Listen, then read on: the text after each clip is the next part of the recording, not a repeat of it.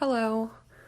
I am an officer in one of the larger cities that's being affected by the protests and riots right now in Oregon, and I wrote up a small paper, if you will, just in regards to my experiences of what I've seen and experienced while working there. It's called Imagine. Imagine obtaining your career goal that you've worked so hard for your entire life.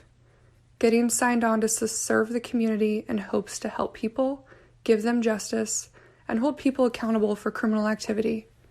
As a female, I didn't believe I was good enough or strong enough for such a job in law enforcement. I worked hard and was hired on by a city I loved and saw a future in advancing my career with. I was offered other agencies, but I chose this one. I've happily been involved in many church and community events over the years and have developed long-lasting positive relationships with that community that I serve. Working with children, teens, elderly, giving them high fives, ride-alongs, and supportive talk groups, as well as resources to help them long-term in their lives. These incidents make our tough and sometimes dangerous job very much worth it. Now, imagine going through that same job with none of that.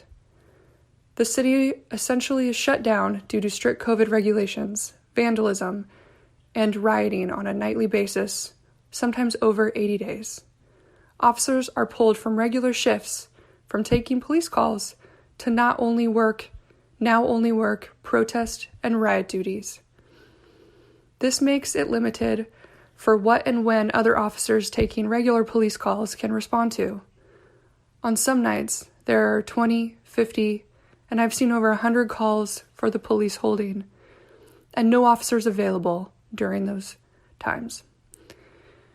No community events are being attended, and police officers are being ambushed unprovoked all over the U.S. Citizens are now flipping you off saying, "F you, pig, all cops are bastards," while you drive or walk by around the city instead of giving you a smile or a simple hello. I cannot go home at the end of a long shift because rioters have surrounded our parking lots for hours maybe, while working protest lines in the streets, being told, "I hope someone kills you and your family. I hope someone rapes you violently. We will find where you live, kill your family, and burn your home down."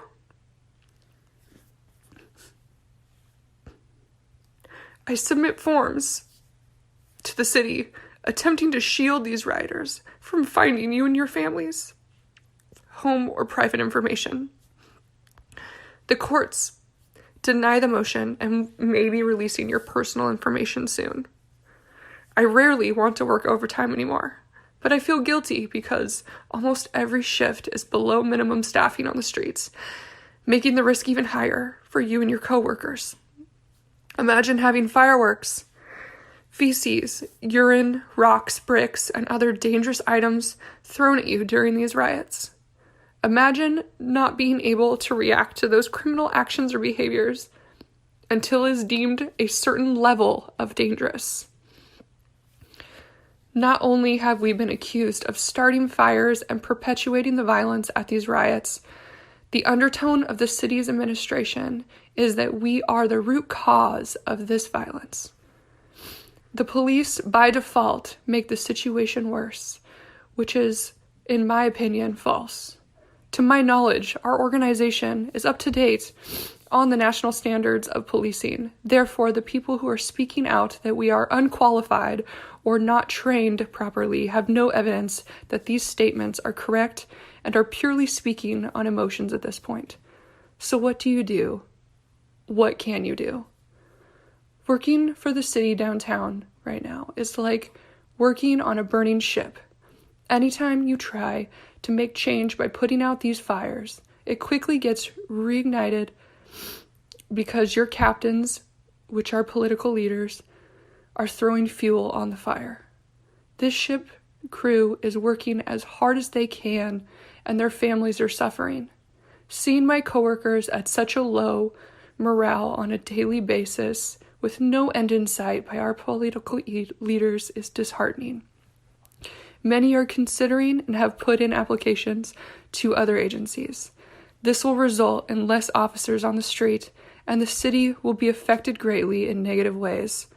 So the question is, do I jump off the ship and hope that I can swim to land?